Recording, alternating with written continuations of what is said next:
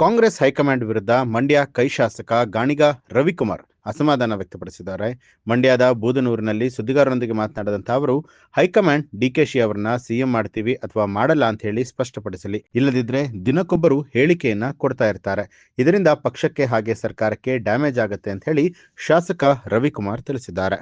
ಯಾರಾದ್ರೂ ಸ್ಪಾನ್ಸರ್ ಮಾಡಿ ಕಳಿಸಿರ್ಲಿ, ಅವರೇ ದುಡ್ಡು ಹಾಕೊಂಡು ಹೋಗಿರ್ಲಿ, ಕದ್ದೋಗಿರ್ಲಿ, ಧೈರ್ಯವಾಗಿ ಹೋಗಿರ್ಲಿ, ಫಾರಿನಲ್ಲಿ ಕೂತ್ಕೊಂಡು ಟೂರ್ ಹೊಡೆದ್ಬಿಟ್ಟು ಬಂದಿದ ತಕ್ಷಣ ಯಾರನ್ನೇ ಮುಖ್ಯಮಂತ್ರಿನ ಇಳಿಸೋಕ್ಕಾಗಲ್ಲ, ಇಲ್ಲ ಸರ್ಕಾರನ ಬದಲಾವಣೆ ಮಾಡೋಕ್ಕಾಗಲ್ಲ.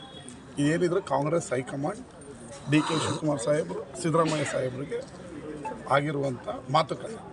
ಅದರಲ್ಲಿ ರವಿಕುಮಾರ್ 50 ಜನ ಕರ್ಕೊಂಡು ಹೋಗಿದ ತಕ್ಷಣ ಸರ್ಕಾರ ಚೇಂಜ್ ಮಾಡಿ ಮುಖ್ಯಮಂತ್ರಿ ಚೇಂಜ್ ಮಾಡೋಕ್ಕಾಗಲ್ಲ. ನಾನು ಕರ್ಕೊಂಡು ಹೋಗಲಿಲ್ಲ, ಇಲ್ಲೇ ಬೆಂಗಳೂರಲ್ಲಿ ಮಂಡ್ಯದಲ್ಲಿದ್ದೀನಿ ಅಂದಿದ ತಕ್ಷಣ ನಾನು ಚೇಂಜ್ ಮಾಡೋಕ್ಕಾಗಲ್ಲ.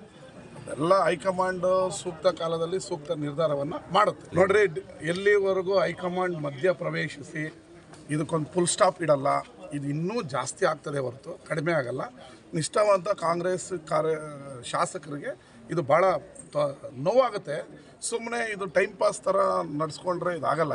ಒಂದು ನಿರ್ಧಾರ ಮಾಡಬೇಕು. ನಿರ್ಧಾರ ಮಾಡ್ದೇನೆ ಹೈಕಮಾಂಡ್ ಅವರು ಇದಕ್ಕೆ ನಿರ್ಧಾರ ಮಾಡಬೇಕು. ದಿನಕ್ಕೊಬ್ಬೊಬ್ಬರು ಒಂದೊಂದು ಹೇಳಿಕೆ ಕೊಡೋದು, ನಾನು ಕೊಡೋದು, ಇನ್ನೊಬ್ಬರು ಕೊಡೋದ್ರಿಂದ ಪಕ್ಷಕ್ಕೆ ಹಾನಿ, ಸರ್ಕಾರಕ್ಕೆ ಹಾನಿ ಬಿಟ್ಟರೆ ಬೇರೆ ಏನಾಗಲ್ಲ. ಈ ಕೂಡಲೇ ಹೈಕಮಾಂಡ್ ಅವರು ಮಧ್ಯ ಪ್ರವೇಶಿಸಬೇಕು. ಇಲ್ಲ ಚೇಂಜ್ ಮಾಡ್ತೀವಿ, ಡಿ.ಕೆ. ಶಿವಕುಮಾರ್ ಮಾಡ್ತೀವಿ, ಇಲ್ಲ ನಿಮ್ಮನ್ನ ಮಾಡಲ್ಲ, ಎರಡರಲ್ಲಿ ಒಂದು ನಿರ್ಧಾರಕ್ಕೆ ಬರಬೇಕು. ಬರ್ದೇನೆ ದಿನ ಮಾಡ್ತಿದ್ರೆ ಇದೇ ಥರ ಟೂರ್ಗಳು ಹೋಗ್ತಾ ಇರ್ತಾರೆ, ರೆಸಾರ್ಟ್ಗೂ ಹೋಗ್ತಾ ಇರ್ತಾರೆ, ಇನ್ನೊಂದಕ್ಕೂ ಹೋಗ್ತಾ ಇರ್ತಾರೆ. ಅದರಿಂದ ಪಕ್ಷಕ್ಕೆ ಹಾನಿ ಆಗುತ್ತೆ ಬಿಟ್ಟರೆ ಬೇರೆ ಏನೂ ಆಗಲ್ಲ. ನಾನು ಮೌನ ಅನ್ನಲ್ಲ, ನಾನೇನು ಬೇಸರ ಅಂತ ಹೇಳ್ತಾ ಇಲ್ಲ. ಮಧ್ಯ ಪ್ರವೇಶಿಸಿ ಏನಾದರೂ ಒಂದು ನಿರ್ಧಾರಕ್ಕೆ ಬರಬೇಕು. ಟೈಮ್ ಮುಂದಕ್ಕೆ ಹೋಗಲಿ ಅಂತಂದರೆ ಏನೂ ಆಗಲ್ಲ, ಪಕ್ಷಕ್ಕೆ ಡ್ಯಾಮೇಜ್ ಆಗ್ತದೆ. ಹೈಕಮಾಂಡ್ ಅವರು ಮಧ್ಯ ಪ್ರವೇಶಿಸಿ ಇದನ್ನು ಒಂದು ಇತ್ಯರ್ಥ ಮಾಡಲೇಬೇಕು. ನ್ಯೂಸ್ ಅಲರ್ಟ್, ನಿಮ್ಮಿಂದ ನಿಮಗಾಗಿ.